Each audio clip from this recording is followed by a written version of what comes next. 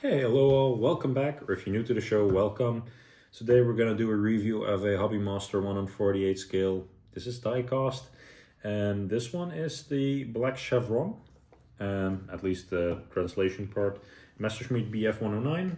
I didn't own a 1/48 BF-109 yet, so I really decided I also want the Messerschmitt, the most common yacht plane, and this one is in camel colors, so most likely served in the Africa region in the 41 euro timeline. Box art, I haven't seen these before yet. I mainly wanted a yellow tipped Messerschmitt, and we'll dig into this one and show you guys the details. It was recently priced 84 euros, but I mainly wanted to add it to my 1/48 scale collection, planes of the World War II series. Alrighty guys, so a first for me with the Hobby Master BF-109. The most iconic Messerschmitt in my eyes. I have to say the box art is quite cool. The plane looks even cooler. Really nice detailed. I'm really curious also about the antenna. I believe there should be one. It comes from the UK actually, this one. Quite funny. I think it's a used model, I'm not 100% sure. It was sitting on a shelf at my local store. No additional parts in there, just the standard box style at least. I have to say some foil here. Also notice that the swastikas are stickered, so there's a little sticker over them. Probably something that the Chinese think is regulation related or something, I don't know. But I don't think we need to cover that part of history up. Let's see. I have no ideology behind that, by the way. Let's see what we got here. So it's the double stickered, so it has been opened once, I think. Maybe for an inspection. It's always find that funny that people tape the box up again when they sell it. As if it makes a difference. But yeah, let's see what we got. So nicely packaged again as usual from Hobby Master. It's never bad. I can always say it's good. I get some additional parts with the model, of course. Some closed wheel setups and also some open wheels, which are nicely made. I have to say they're not bad. See some factory glue here. I would not put it on the wheels. They look quite flimsy in my eyes, but for me it's going to be on a stand anyway, because I want to display it like that. I thought there was an antenna on these. Yeah, there is. There are actually two in there, so that's good. There's a spare. And there's an extra piece of glass. I don't know where that is for. Looks like an armored glass or something. We'll open it up and we'll see it in a sec. So these roll down on a few points. Just be careful when you're pushing these out. I always push on the front ones in my eyes, and then it pops out usually. So the plane itself, I'd say they added a lot of little details to it, so that's really cool. So the air vents in, a little notch for the stand. The canopy, I believe, is a removable part indeed. There's a little piece of back glass in there. I leave the canopy off for now, just to show you guys.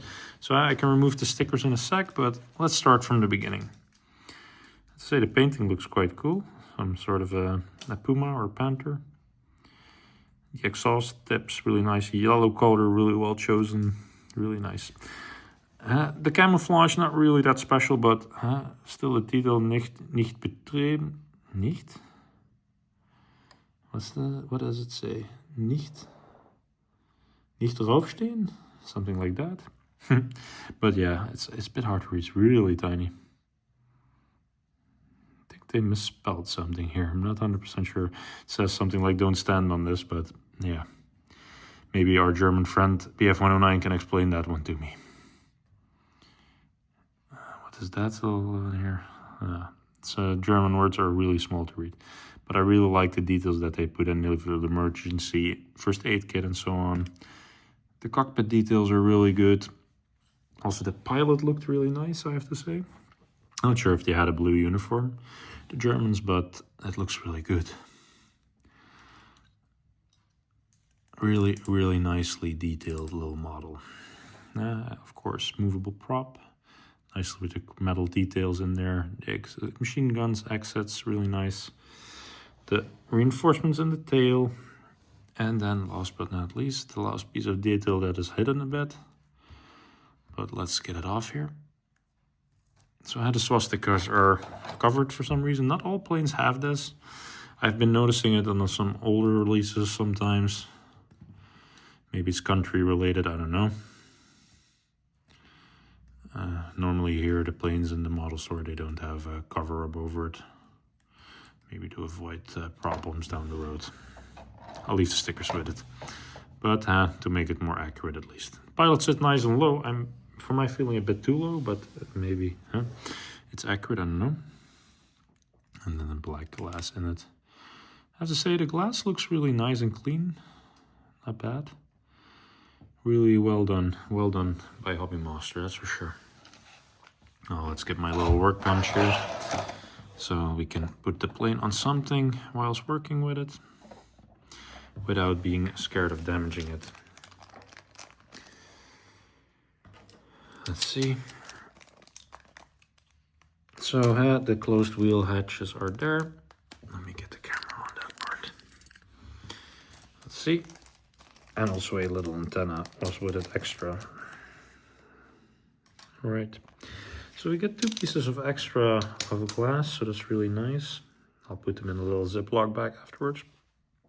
And of course the stand cover, the open wheel assembly, so I'll leave that with the open wheel assembly, a closed wheel assembly. This we already had, and then of course closed wheel gears. Now, that looks really nice and tight, I have to say. Let's hope it has a good fitment. Because I've had in the past some brands that had some fitment issues, mainly the 172s, that I always have to struggle with putting that in correctly. And they flip out a little bit. This one has that same issue a little bit, so it's a bit floppy, let's say. So there's like you're already coming out of the gear system. It's not bad, but some white glue or blue tag would have fixed this, but I'm not going to do that. For me, it's not a big deal that it's a bit more coming out, let's say. And then, of course, the one for the rear wheel. A bit of weathering here, even. Or they were trying on something else, a bit sanding on the lining. There's also different die-cast molds going through each other. So an inner one, metal and plastic. But not bad, not bad. Let's put it up top. Let's have a look at the stand. I'm curious how the BF-109 stand looks.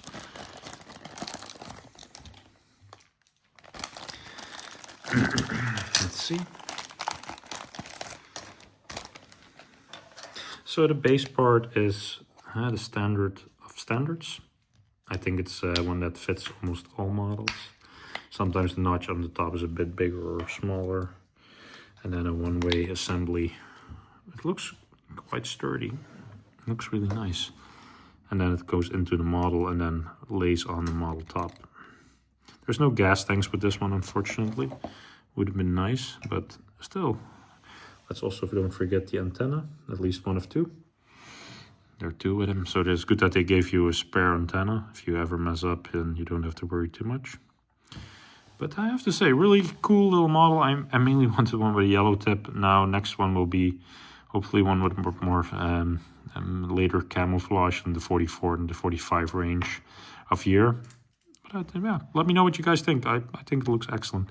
Really cool little model, 1/48 scale. I'll bring it to you guys with the camera to show you in the cabinet where it's going to sit. And show you the rest of the 1/48, how it looks. See you in a bit. Alrighty guys, so there you have it, sitting next to the rest of my 1/48 scales. That's the pea shooter we did last time, and then some Focke-Wulfs that haven't had a review yet, but I need to dig up the box to do a proper review with you guys. Of course, a Spitfire, a Mustang, P-47 Thunderbolt, another Mustang. So yeah, a little bit of the models that I like to collect. And of course upstairs there from is the 1/32s, and then I next door have 1/72 scale World War II. Bit more easy to store, of course. I want to thank you guys again for watching. Please like, share, subscribe, leave a comment. It's always very welcomed, and hope to see you next time in the next video. Thank you.